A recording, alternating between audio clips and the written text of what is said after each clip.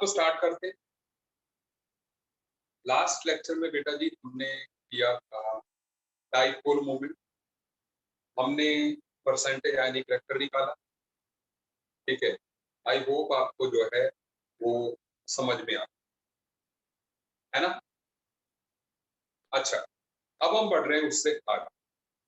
आज हम एक बहुत इम्पोर्टेंट जो है कॉन्सेप्ट करेंगे, जिसका नाम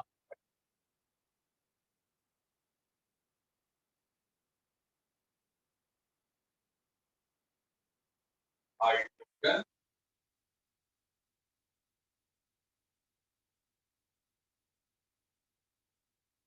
बॉन्डिंग। अब बेटा जी ये हाइड्रोजन बॉन्डिंग है, मैं पहले एक हाइड्रोजन बॉन्डिंग का एग्जांपल देता हूं। जैसे आप देखें,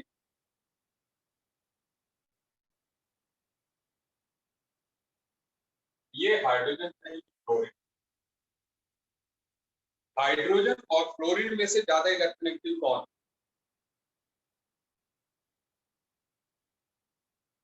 जवाब मिलेगा मुझे जल्दी से।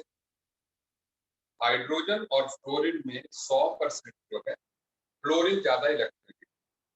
सो इसका मतलब क्या है, सुन, इसका मतलब क्या है कि जो इसके जो शेयर्ड पेयर ऑफ इलेक्ट्रॉन थे, they will be shifted toward the fluorine. वो टुवर्ड फ्लोरीन जो है शिफ्टिंग होगी।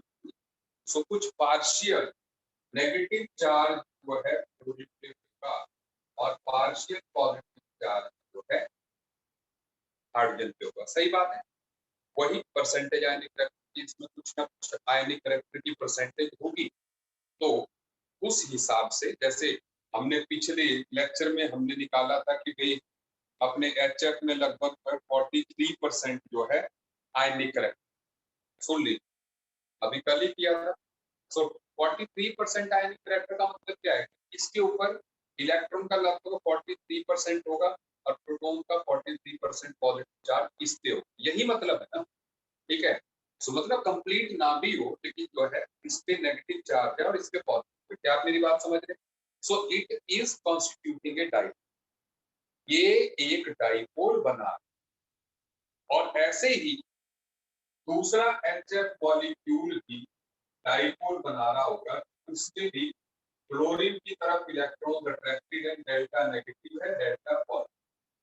ठीक है, उसमें भी ऐसा है। तो अब क्या है कि जब ये मॉलिक्यूल्स जब इकट्ठे होंगे, सो ऑब्वियसली इस पॉजिटिव चार्ज की कुछ अट्रैक्शन हो जाएगी इस नेगेटिव चार्ज के साथ। वो अट्रैक्टिव फोर्स वीक होगी, इसलिए मैंने डॉटेड लाइन से दिखाया, लेकिन अट्रैक्शन तो होगी भाई। इस पे अगर डेल्टा पॉजिटिव है, इस पे डेल्टा नेगेटिव है, so there will be electrostatic force of attraction between the positive charge and between negative charge. This force of attraction is called hydrogen. क्या आपको मेरी बात समझ में? This electrostatic force of attraction is called hydrogen bond. So hydrogen bonding के बारे में थोड़ा सा लिख लेते हैं कि when hydrogen is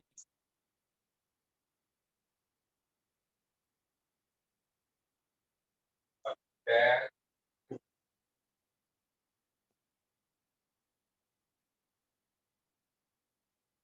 highly electronegative atoms by clone oxygen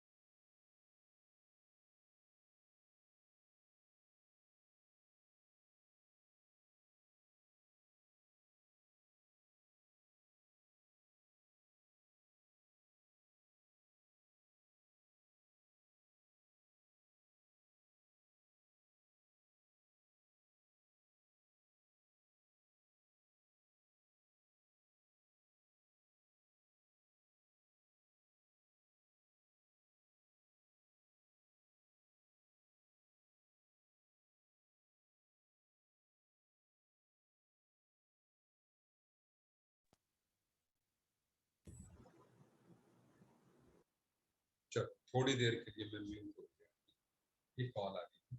ठीक है, सो हम कह रहे हैं when hydrogen is attached to highly electronegative atom like fluorine, oxygen, nitrogen, then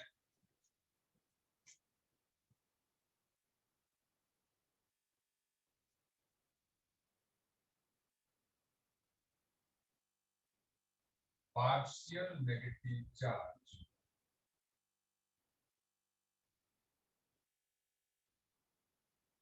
appears on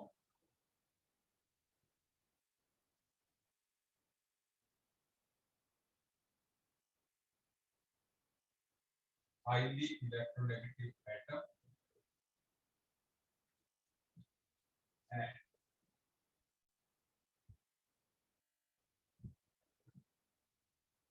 partial positive charge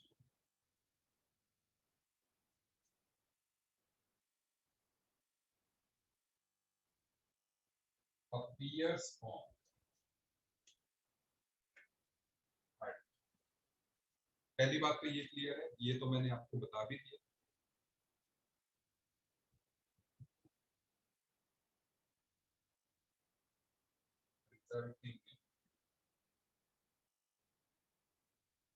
dipole, सो इनमें जो है डाइपोल, ठीक है।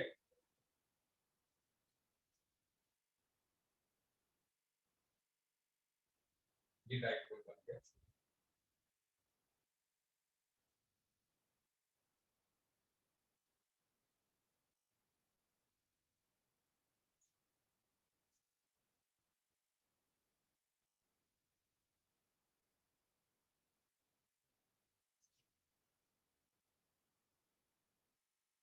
When such dipoles come close to each other,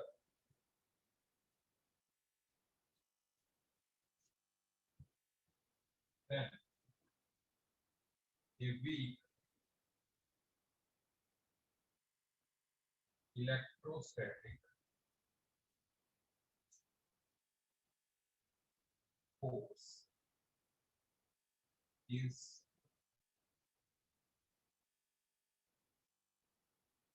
developed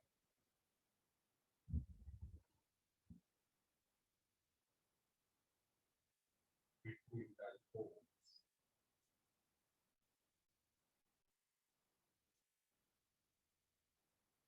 This force is called hydrogen bond.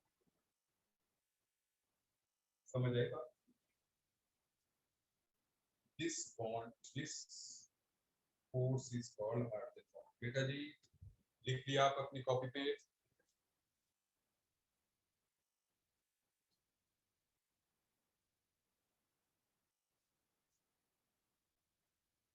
ठीक है, अच्छा अब सुन, आगे बात सुनिए। हाइड्रोजन बॉन्ड दो तरह का होता है।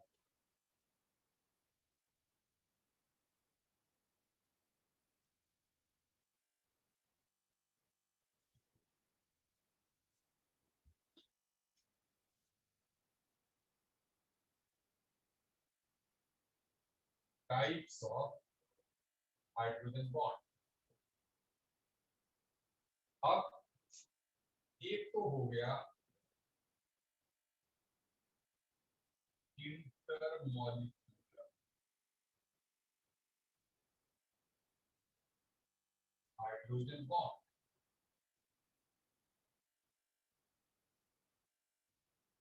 ठीक है। और दूसरा हो गया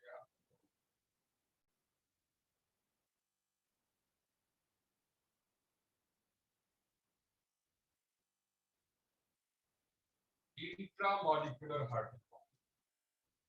One is intermolecular hydrogen bond, another is intramolecular hydrogen bond. तो सबसे पहले हम बात कर रहे हैं इंटरमॉलिक्यूलर हाइड्रोजन बॉन्ड, ठीक है। इंटरमॉलिक्यूलर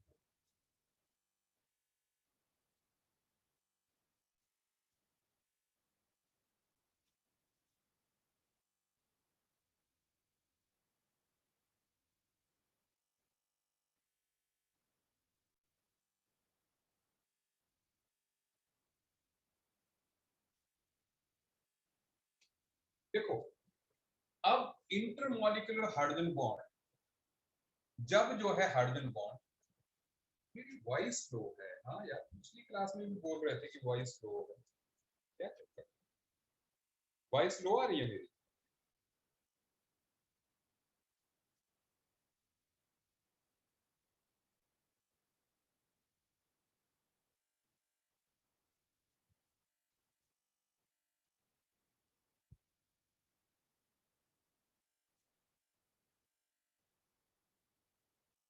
एक मिनट, अब सही आ रही है?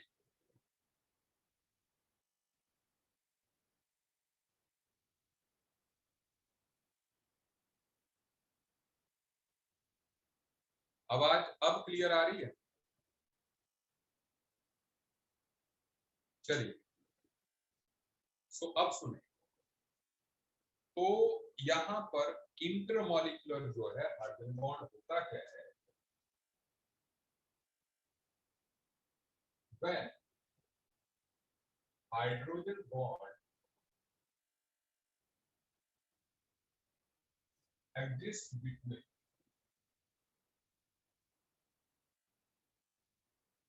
two molecules,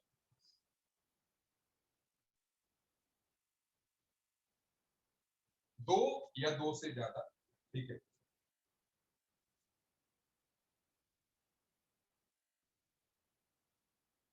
तो उसको जो है हम intermolecular hydrogen, inter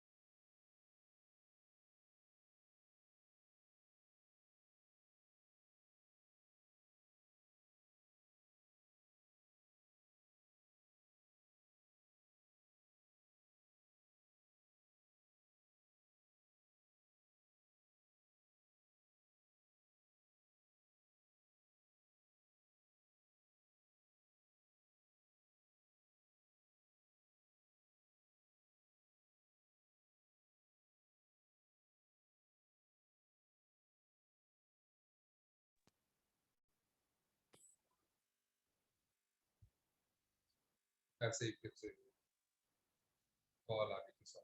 So when a hydrogen bond exists between two or more molecules, it is called intermolecular hydrogen bond. सुनते देखिए। So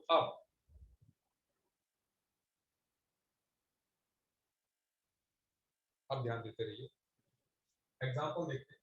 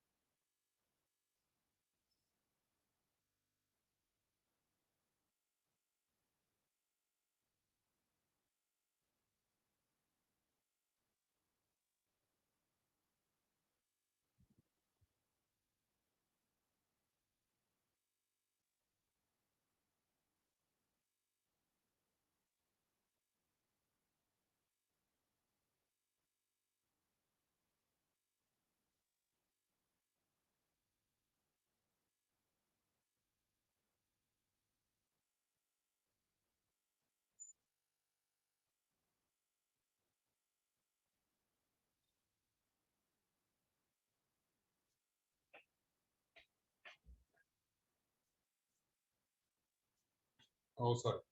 I know. Sorry for this interruption, but there was some problem. चलिए, अब सब लोग ध्यान से समझ रहे हैं, सुनिएगा हाइड्रोजन बॉन्डिंग को, सब लोग ध्यान दीजिए। HF लिक्विड, देखो HF लिक्विड जो है इसमें हाइड्रोजन बॉन्डिंग किस तरीके से, हाइड्रोजन क्लोराइड में अभी भी हमने पहले सबसे पहले यही लिखा था, so this bond and then H and then F, फिर इधर से फिर से दूसरे हाइड्रोजन के साथ एंड देन क्लोरीन ऐसे, और फिर जो है ऐसे H and E solid, solid है वो नॉर्मल कोर है। सो एक्चुअली मतलब हो क्या रहा है यहाँ पे, ये डेल्टा पॉजिटिव है, ये डेल्टा नेगेटिव है, तो ये डेल्टा नेगेटिव है और ये डेल्टा पॉजिटिव है। So this is hydrogen bond intermolecular. So ये HF अलग मॉलिक्यूल है, अलग है, तो इनके बीच में जो हाइड्रोजन बॉन्डिंग है ये क्या हुई, इंटरमॉलिक्यूलर हाइड्रोजन बॉन्डिंग। बोलो बेटा जी, समझ आई बात की, समझ आ रही है बात? ठीक है, बस रूल सिर्फ एक सुन लीजिए, यहाँ पे दो रूल है जिसको कि मैं अब आपको वर्बली बता देता हूँ कि हाइड्रोजन जो है, पहली बात है जो हाइड्रोजन है वो कोवेलेंट बॉन्ड से जुड़ी होनी चाहिए highly electronegative atom oxygen nitrogen fluorine के साथ, ठीक है, और उसको अट्रैक्ट करने वाला भी इलेक्ट्रोनेगेटिव एटम, वो भी हाइड्रोजन ऑक्सीजन नाइट्रोजन, ठीक है। रेयरली क्लोरीन हो सकता है बट जो है अदरवाइज ये ही वो जो मैंने तीन एटम्स लिखाए, सुनते जाइए, ठीक है। अब नेक्स्ट, ऐसे ही द सेकंड थिंग, जैसे यहां पर कोई और एग्जांपल ले लेते हैं, जैसे अल्कोहल, वाटर ले लेते हैं, जैसे वाटर है,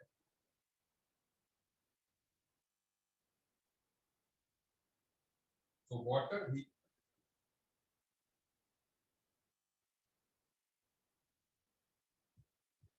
ऐसे लोन पेयर होते हैं वाटर में, आप जानते हो। सो हाइड्रोजन पे डेल्टा पॉजिटिव चार्ज होगा, हाइड्रोजन पे डेल्टा पॉजिटिव और ऑक्सीजन पे delta 2 negative, delta positive delta positive delta 2 negative. So अब यहाँ पर क्या होगा, इस हाइड्रोजन के साथ जो है ये ऑक्सीजन अट्रैक्ट होगी,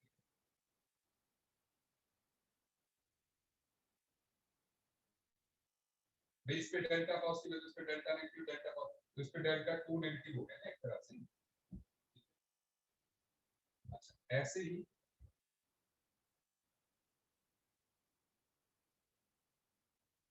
ये भी अट्रैक्ट होगा और ये ऑक्सीजन जो है सुन, इस ऑक्सीजन के साथ हाइड्रोजन अट्रैक्ट होगी, यहाँ पे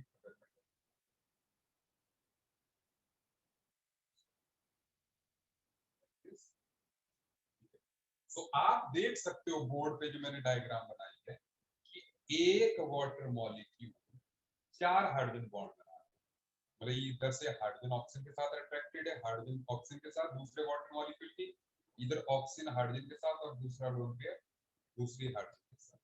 तो दैट मींस हम ये समझ सकते हैं 1H2 मॉलिक्यूल 4 हाइड्रोजन बॉन्ड्स, सही बात है, ये बात आपको याद रहेगी,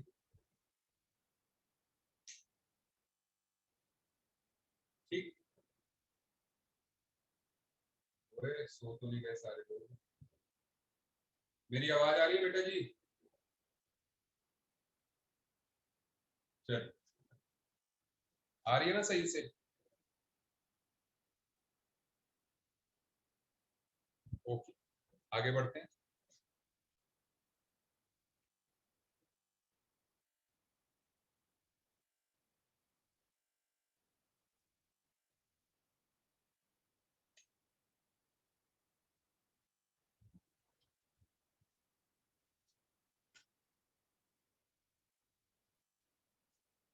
अच्छा, अब सुनिए, अब ध्यान दीजिए बात को। That is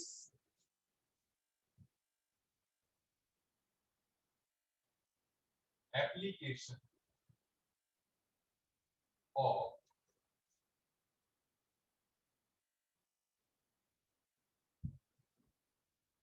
intermolecular hydrogen bonding. फिर मैं इंट्रा करवाता हूं।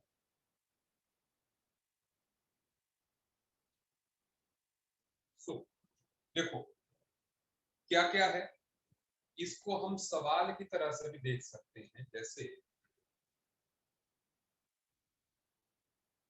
H2O और HF जो है इक्वल होते हैं, जबकि आप देखो H2S और HCl जो है ये गैस फॉर्म है। सुनो, देखो जैसे क्लोरीन का हाइड्राइड HF है, क्लोरीन का हाइड्राइड HCl है। HF और HCl एक ही ग्रुप से बिलोंग करते हैं, लेकिन है क्या कि HF में हाइड्रोजन बॉन्डिंग होती है, HCl में हाइड्रोजन बॉन्डिंग नहीं होती है। हमने नहीं कहा कि क्लोरीन एटम अगर हाइड्रोजन के साथ लगा हो तो हाइड्रोजन बॉन्डिंग हो। तो मतलब सुन लो, पहले सुन लो बात। देखो होता क्या है कि भाई HF में यहाँ बोर्ड पे देखो, आप बोलोगे कि ऐसा क्यों, तो देखो जो HF है ना, अब देखो HF में ऐसे हाइड्रोजन बॉन्डिंग, ये फ्लोरीन नेगेटिव है, ये हाइड्रोजन पॉजिटिव है, हाइड्रोजन पॉजिटिव है, फ्लोरीन नेगेटिव है। ऐसे में आप देखो इस HF के इधर भी हाइड्रोजन बॉन्ड है और इधर भी हाइड्रोजन बॉन्ड। हमारे HF को दोनों तरफ से हाइड्रोजन बॉन्ड ने पकड़ रखा है, सो इसलिए HF को जो है वेपर फेज में जाने में प्रॉब्लम आएगी कि नहीं? सही बात है। तो इसलिए रूम टेम्परेचर पर ये लिक्विड है, क्योंकि बाकी मॉलिक्यूल्स ने एक दूसरे को पकड़ रखा है, ऐसे ही इसको पकड़ रखा है और उन्हें ऐसे जो है पूरा नेटवर्क बना है। सो हर एक मॉलिक्यूल को जब दूसरे मॉलिक्यूल्स पकड़े रखेंगे तो तब जो है मॉलिक्यूल कंपाउंड क्या रहेगा, लिक्विड स्टेट में रहेगा। मेरी बात समझ में आई कि नहीं? वही H2O में होता है, हमने कहा कि एक H2O 4 हाइड्रोजन बॉन्ड से बॉन्डेड होता है, तो वेपर में जाना ही नहीं चाहेगा। सो ऐसी स्थिति में रूम टेम्परेचर पर जो है ये लिक्विड हो गई। लेकिन H2S में H2O की तरह ही स्ट्रक्चर होने के बावजूद, क्योंकि हाइड्रोजन बॉन्ड जैसा स्ट्रॉन्ग बॉन्ड नहीं है, सो वो वेपर में आराम से चली जाती है। और वही HCl का है, क्योंकि उसमें हाइड्रोजन बॉन्ड नहीं है, सो इसलिए मतलब HCl में अगर हम कहें, सो HCl जो है उसमें क्या है, डाइपोल भले ही उसमें भी हो, लेकिन है क्या चक्कर कि वो आसानी से वेपर फॉर्म में जा सकता है, ठीक है, क्योंकि उसको अट्रैक्ट करने वाली ये स्ट्रॉन्ग फोर्सेस नहीं, ये वीक बॉन्ड्स। बेटा जी मेरी बात समझ में आई थी? तो आपसे अगर कोई सवाल पूछेगा कि भाई H2O is liquid and H2S is gas, तो आपका सीधा आंसर होगा कि हाइड्रोजन बॉन्ड। और वैसे ही HF is liquid and HCl is gas, आपका सीधा आंसर होगा अगेन हाइड्रोजन बॉन्ड। मेरी बात समझ में आई सबको कि नहीं? आ गई बात समझ? चलो बहुत बढ़िया। अब सुनो, आगे बढ़ो, आगे बढ़ो। HCl does not have hydrogen bond, मैंने कहा वीक बॉन्ड, ठीक है। दूसरी बात,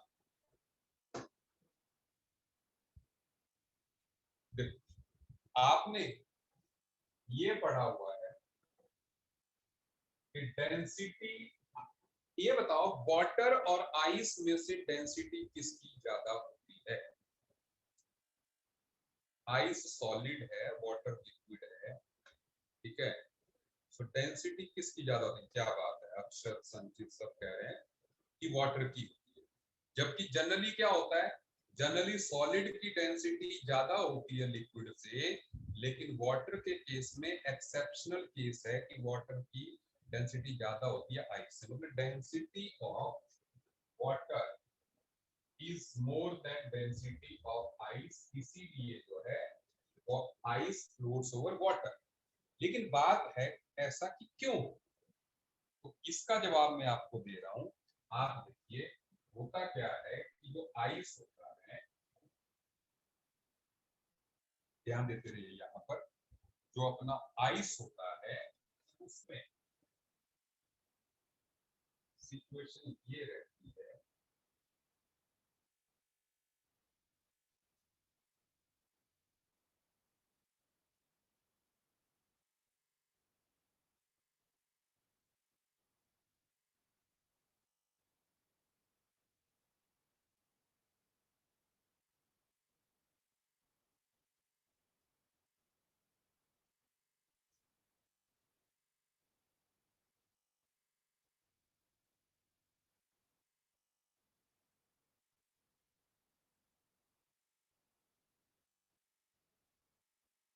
ये देखिए इस स्ट्रक्चर को आप देखें, ये जो डॉटेड लाइंस हैं बेटा जी, ये सारे हाइड्रोजन बॉन्ड्स। ये जो डॉटेड लाइंस हैं सारी, ये क्या है? They are hydrogen bonds.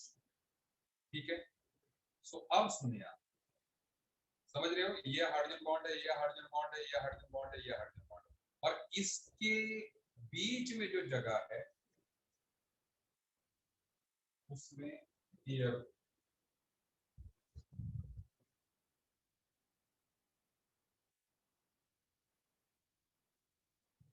मतलब एक तरह से एयर बबल आ गया है ना। इस हेक्सागन शेप में जो है बीच में खाली जगह रह जाती है जिसमें एयर बबल आ जाएगा। तो ऐसे एयर बबल होने की वजह से भले ही देखो ऐसे छोटे छोटे अगर एयर बबल्स हो जाएंगे, मान लो कि सारे एयर बबल्स हैं, तो जब एयर बबल्स होंगे तो आइस सॉलिड होने के बावजूद भी जो है यहाँ पर एयर बबल्स हैं यहाँ पर। सो आइस जो है सॉलिड होने के बावजूद भी हल्का हो, सही बात है। सो इसीलिए जो है आइस फ्लोज ओवर वाटर। सो इसके लिए भी जो है क्या रिस्पॉन्सिबल हुआ जी? क्या रिस्पॉन्सिबल हुआ? Hydrogen bonding responsible. आप देखो, और दूसरी बात यहाँ पर मैं बताऊं, that is density of H2O is highest at 4 degree Celsius. ये भी आपने पढ़ा होगा। मतलब जो डेंसिटी का ग्राफ है वाटर की, वो टेम्परेचर के साथ कैसे वेरी करता है, पहले कम होती है फिर बढ़ता है फिर घटता है ऐसे। तो 4 डिग्री सेल्सियस में मैक्सिमम। तो ऐसा क्यों? देखो होता क्या है, सुन, होता क्या है, जब तक यहाँ पर आइस है, आप जानते हो कि जब आप आइस को गर्म करने लगोगे, सो गर्म करने से उसकी जो हेक्सागन स्ट्रक्चर है वो क्या होगी? डिस्ट्रॉय हो जाएगी। हेक्सागन वाली स्ट्रक्चर जो उसकी क्या होगी? डिस्ट्रॉय हो जाएगी। सो लिक्विड वाटर में कन्वर्ट करना स्टार्ट हो जाएगा। तो 4 डिग्री सेल्सियस आते आते सारा जो है आइस जो है वो पानी में तब्दील हो गया होगा। Is it okay? तो अब तो भाई आइस के मुकाबले तो पानी की डेंसिटी ज्यादा ही है, लेकिन अब जब वो पानी बन गया है पूरा, तो अगर आप उसको और हीट करो, अगर आप उसको और हीट करोगे तो क्या होगा? आपने पढ़ा है कि thermal expansion of solids and liquids, कि हीट करने पर सॉलिड और लिक्विड जो है क्या होते हैं? एक्सपैंड होते हैं। तो वैसे ही पानी भी एक्सपैंड होगा। मतलब जो 1 लीटर का पानी है, अगर आप उसको गर्म करोगे 0 डिग्री से अगर 20 डिग्री सेल्सियस ले आओगे, तो 1 लीटर की जगह वो, मान लो जैसे 1000 ml की जगह, 1 लीटर में 1000 ml, तो 1000 ml की जगह वो हो सकता है 1010 ml बन जाए, थोड़ी सी एक्सपेंशन हो जाएगी। ठीक है, सो इस वजह से अगेन डेंसिटी डिक्लाइन करेगी। ओके, ठीक है, क्या आपको मेरी बात समझ में आए?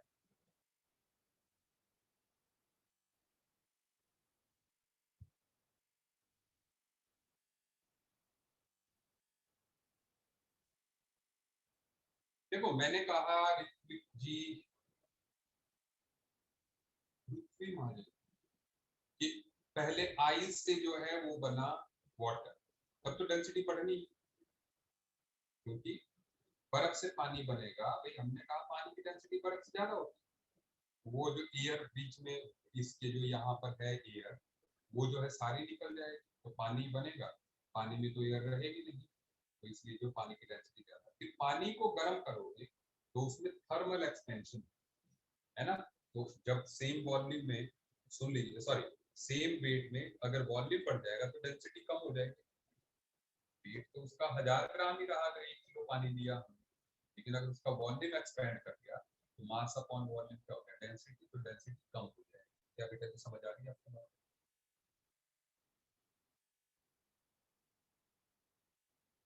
समझ आ गई बात नहीं?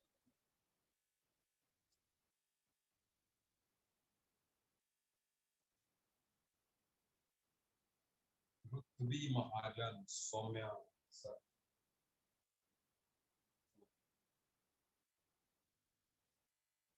तो नेक्स्ट थिंग, अब आगे कनिष्ठ कहा, सुन लीजिए सुन लीजिए। अब the third one, that is solubility.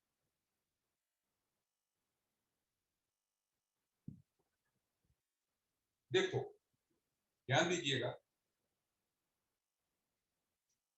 हम एक पॉइंट लिख रहे हैं, alcohol is more soluble in water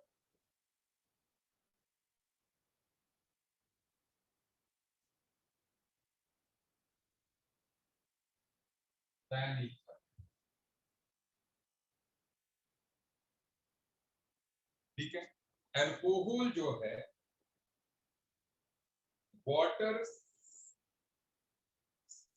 water में ज्यादा सॉल्युबल है ईथर के मुकाबले। सुन लीजिए कैसे।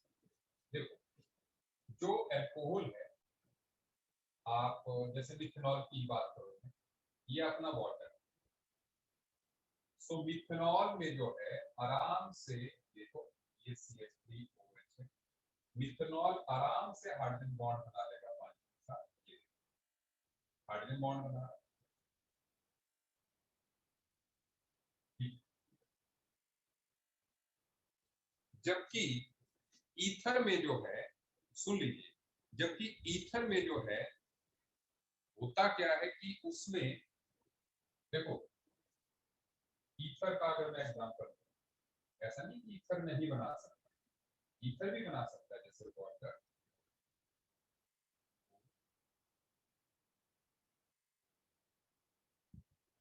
CH3 ये ईथर है, इसको बोलते हैं डाइईथाइल।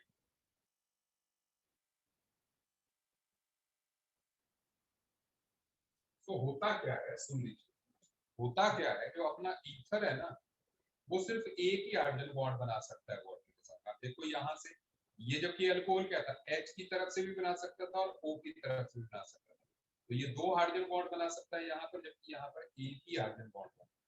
तो सॉलिबिलिटी जो है अल्कोहल की ज्यादा हुई, ईथर की कम हुई, मतलब सॉलिबिलिटी का ऑर्डर मिथनॉल से ज्यादा, फिर डाइमिथाइल ईथर, ठीक है ना, और फिर उसके बाद जैसे कोई अगर आप और लेना चाहो, जैसे एक सॉल्विन होती, इनसॉल्युबल, क्योंकि उसमें हाइड्रोजन बॉन्ड का चांस ही नहीं, ये सॉल्युबिलिटी इंपॉर्टेंट है। ठीक है, उसमें पानी के साथ हाइड्रोजन बॉन्डिंग का चांस ही नहीं है। बेटा जी समझ आई मेरी बात? समझ आ रही है कि नहीं? सबको समझ में आ रही है आराम से? सबको समझ में आ रही है ना, बढ़िया से? ठीक है, ऐसा तो नहीं लग रहा कि ये टॉपिक बड़ा है, बहुत बड़ा हो गया टॉपिक?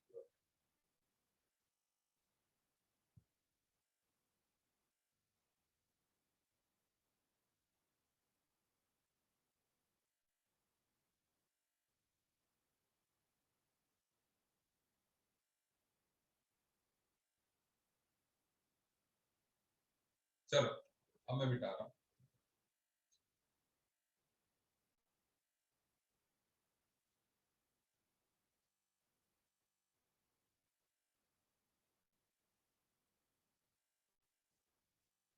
अच्छा, अब इसके बाद एक हम इससे पहले कि अब हम आगे की बात करें, मैं आपको थोड़ा सा इंट्रामॉलिक्यूलर हाइड्रोजन बॉन्डिंग के बारे में बता देता हूँ, फिर एप्लीकेशंस को कंटिन्यू करें। ठीक है,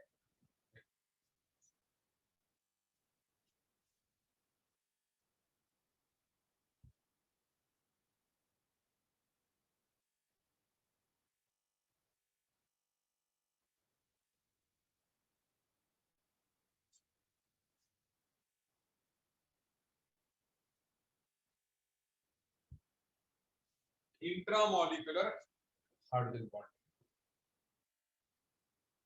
इंट्रामॉलिक्यूलर हाइड्रोजन बॉन्डिंग सुनिए। when hydrogen bond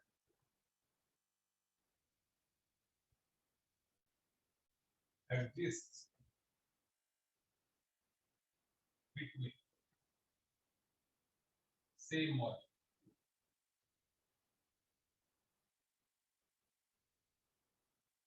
देखो जब सेम ही मॉलिक्यूल में हाइड्रोजन बॉन्ड हो, आप कुछ एग्जांपल्स देखिएगा इंट्रामॉलिक्यूलर हाइड्रोजन बॉन्डिंग के, तब आपको जो है बात जो है बेटर समझ में आएगी। ठीक है, सुनते जाइए। जैसे मैं पहले आपको ऑर्गेनिक की एक बात बता दूं कि अगर सुन लीजिए, दो ग्रुप्स जो है एक्स और वाई एक दूसरे से बेंजीन में अगर जो है एक दूसरे से 60 डिग्री के एंगल पे लगे हो, कहीं भी लगे, चाहे इधर इधर हो चाहे यहाँ हो, मतलब सेंटर से उनका एंगल जो है 60 डिग्री का हो, तो ऑर्थो कहते हैं, इन शॉर्ट ओ भी कहा जाता है। ठीक है, और अगर दो ग्रुप्स जो है 120 डिग्री के एंगल पे लगे, एक्स है ये वाई है, और ऐसे अगर जो है वो 120 डिग्री के एंगल बन गया, तो उसको मेटा कहा जाता है। और अगर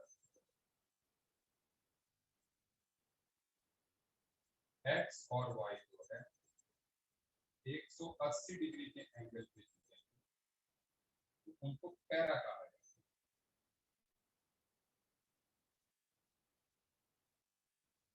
है। समझ के बाद तो अभी मैं एक एग्जांपल दे रहा हूँ, बस ये आप समझ गए।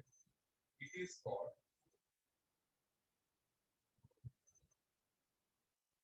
जिसको फिनोल बोलते हैं, लेकिन जब हम इसको ऐसे बना दिया जाएगा, इसको बोलते हैं ऑर्थो नाइट्रोफिनोल। सब बच्चों को मेरी बात समझ में आ रही है? ये ऑर्थो पैरामेटा का समझ में आ गया सब बच्चों को कि नहीं आया? बोलो बोलो, सही यस और नो।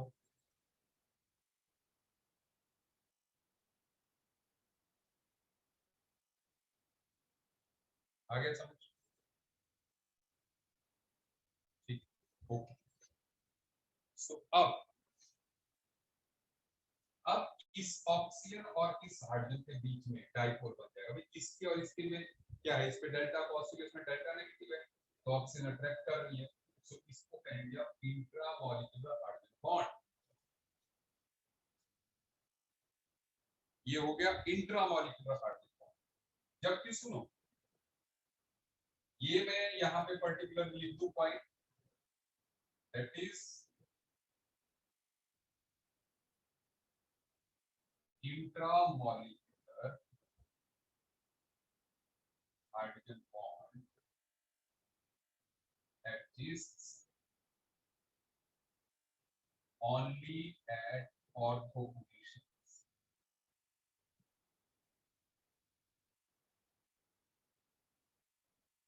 मतलब दो ग्रुप्स नजदीक होते हैं ऑर्थो पे, इसलिए जो है उनमें ही हाइड्रोजन बॉन्ड हो सकता है। सो मेटा और पैरा पे नहीं। अगर मैं कह रहा हूँ तो ऑर्थो पोजीशन पे मतलब, ठीक है, दो ग्रुप जब नजदीक है तभी, मतलब इस और इसमें हो सकता है। इसमें क्या हो गया, दो ग्रुप दूर हो गए, उनमें नहीं हो सकता, इसमें और भी दूर, अपोजिट ही। ठीक है, सो ऑर्थो और पैरा पे, और साथ में 5 and 6 membered rings are मोर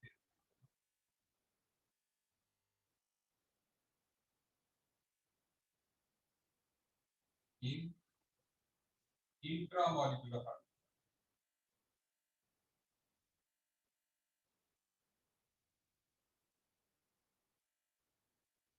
अब इसका मतलब है, देखो आप रिंग देखो, इस रिंग को देखो, तो इसमें अगर हम एटम्स गिनेंगे 1 2 3 4 5 6, इसमें जो रिंग बना है नया उसमें 6 एटम्स, मतलब 5 या 6 होंगे तभी हमने बनाना है, 4 वाला 3 वाला नहीं। ठीक है, छोटा रिंग बड़ा स्ट्रेन वाला हो जाएगा, इसलिए रिंग का साइज ये देख लेना है, ये 5 का 6 का। अब सुनो, तो इसका यूज क्या है, इंट्रामॉलिक्यूलर हाइड्रोजन बॉन्ड और इंटरमॉलिक्यूलर हाइड्रोजन।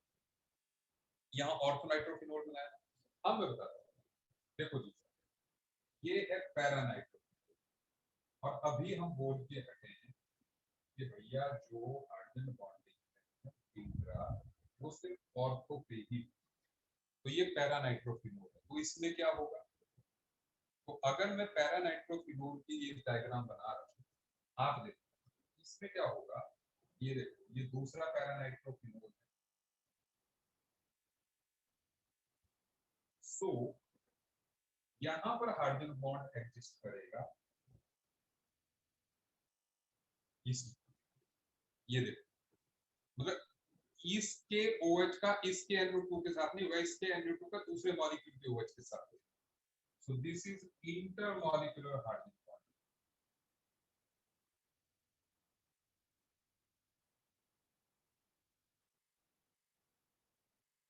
सही बात है कि नहीं,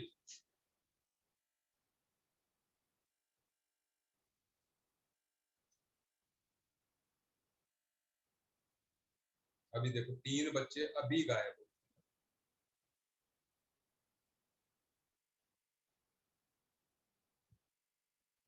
मतलब उनको जो है थोड़ा सा ज्यादा अगर पढ़ना पड़े तो देखो एक और गायब हो,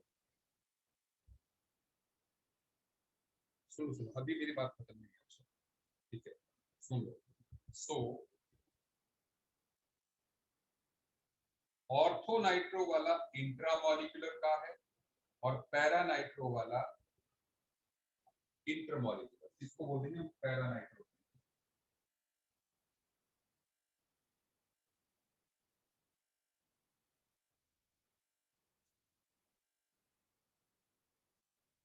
अब जितने बच्चे यहाँ पर है ये सोचना कि आपने इसी बैच में पढ़ना है, ये मत सोचिए कि नया बैच स्टार्ट हो गया तो उसमें विद इन 1 मंथ जो है उनको भी मर्ज करके हम यहाँ पे लाने वाले, विद इन 1 मंथ जो है वो बैच इसी के साथ मर्ज होगा। ठीक है, अच्छा सुन लो अब मेरी बात, अब इस बात को ध्यान दीजिएगा, दैट इज यहाँ पर, अब देखो, अब मुझे एक पॉइंट लिखना है, देखो पॉइंट है बॉइलिंग पॉइंट,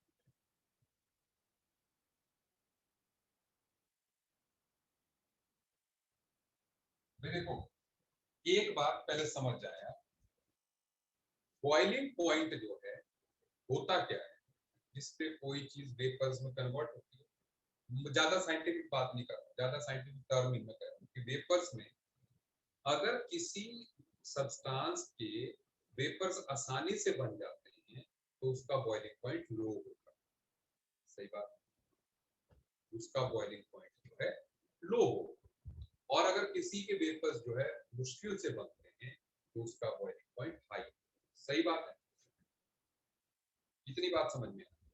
अब मेरी बात समझे आप कि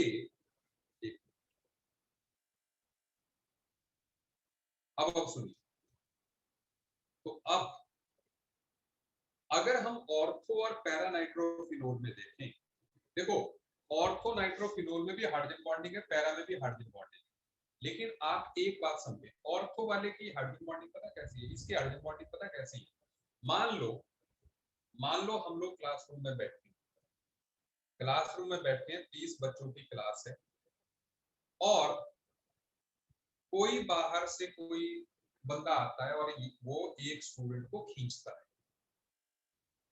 ठीक है ना, वो किसी स्टूडेंट को खींचना चाहते हैं।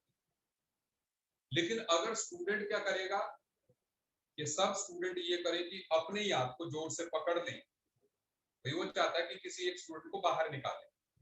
अब अगर मान लो वो अपने हाथ को आसानी जोर से पकड़ ले, अपने ही हाथ को हर एक स्टूडेंट जोर से पकड़ ले, तो क्या बाहर निकालने वाले बंदे को कोई परेशानी होगी निकालने? नहीं होगी। लेकिन अगर सब स्टूडेंट्स एक दूसरे का हाथ पकड़ लें, मतलब ऐसे,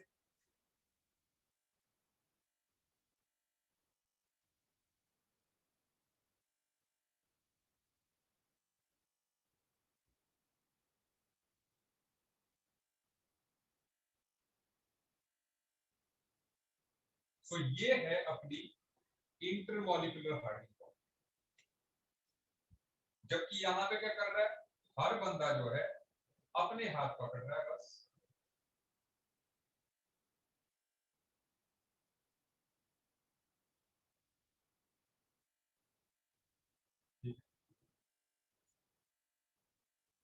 हर बंदे ने अपने हाथ पकड़,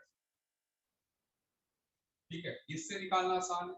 ये है इंट्रामॉलिक्यूलर हार्डनिंग। तो इससे बंदे को बाहर निकालना आसान है, इससे टफ है, सही बात है, क्योंकि ये सभी से जुड़ा हुआ है। तो इसमें यही इंट्रामॉलिक्यूलर हार्डनिंग बॉन्डिंग में टफ होगा किसी मॉलिक्यूल को वेपर में कन्वर्ट करना। तो बॉइलिंग पॉइंट जो है वो पैरा नाइट्रोफिनोल का ज्यादा होगा ऑर्थो नाइट्रोफिनोल।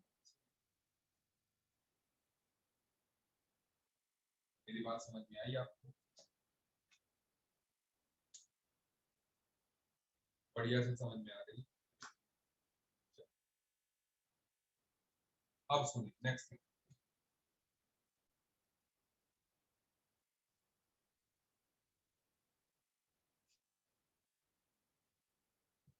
अब सुनते हैं अभी मैं।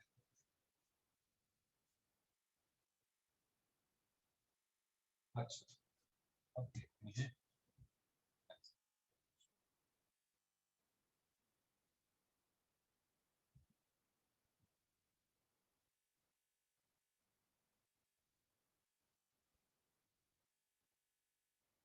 हम्म।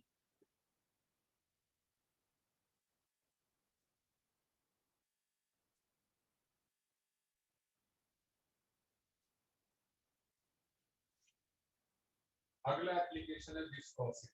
मुझे नहीं पता कौन सा पॉइंट। विस्कोसिटी का मतलब क्या होता है?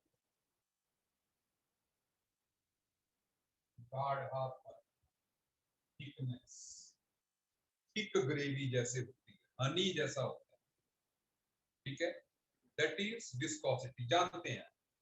तो होता क्या है कि viscosity is proportional to hydrogen bond. और जब मैं हाइड्रोजन बॉन्ड कह रहा हूं तो that means intermolecular hydrogen bond, intermolecular hydrogen bond. क्योंकि इंट्रामॉलिक्यूलर हाइड्रोजन बॉन्ड तो, सुनिए, विस्कोसिटी, रुत्वी, विस्कोसिटी का मतलब है जैसे गाढ़ापन, मैंने कहा कि honey is more viscous than water,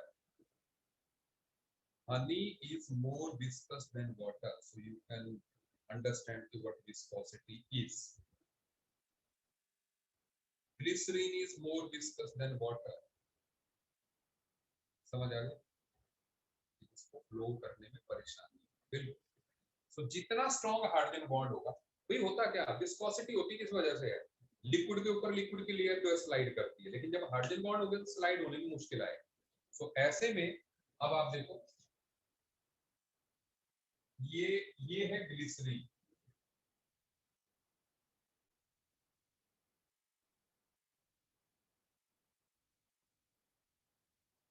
इसको ग्लिसरॉल भी बोलते हैं। तो ग्लिसरॉल की विस्कोसिटी ज्यादा होगी कि वो 3 हाइड्रोजन बॉन्ड बना सकता है, जबकि इसी का छोटा मेंबर है ग्लाइकोल, इथिलीन ग्लाइकोल। सो ग्लाइकोल की विस्कोसिटी थोड़ी कम होगी क्योंकि वो 2 ही जगह हाइड्रोजन बॉन्ड बना सकता है, और मिथेनॉल की सबसे कम होगी। इथेनॉल को आप तो विस्कोसिटी गाढ़ापन उसी में ज्यादा होगा, ठीक है, इसमें हाइड्रोजन बॉन्डिंग स्ट्रॉन्ग होगी। और इसमें हमने कहा 3 जगह पे हाइड्रोजन बॉन्डिंग हो सकती है, ठीक है, इसमें 2 जगह पे हो सकती है, इसमें एक ही जगह पे, समझ आई बात। और अगली टर्म है वेपर प्रेशर।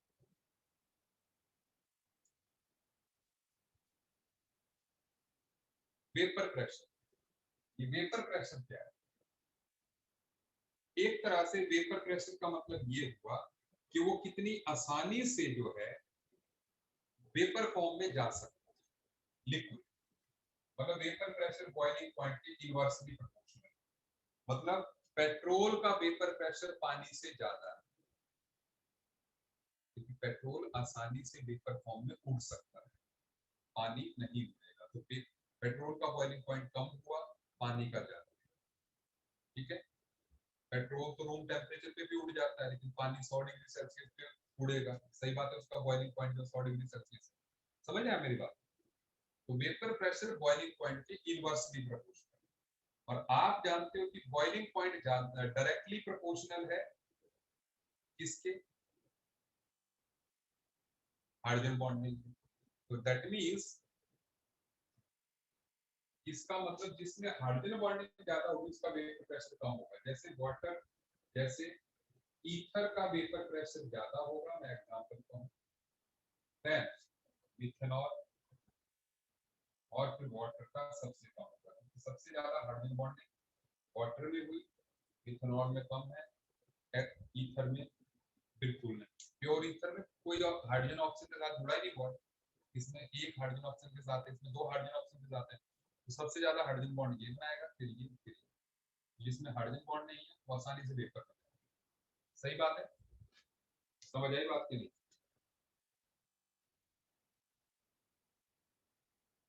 गन गन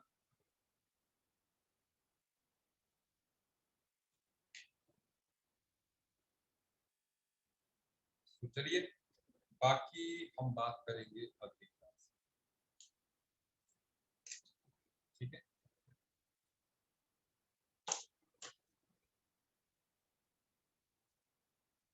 सो अभी भी लोग, चलिए आउट हो रहे हैं, डन, ठीक है, मिलते हैं नेक्स्ट।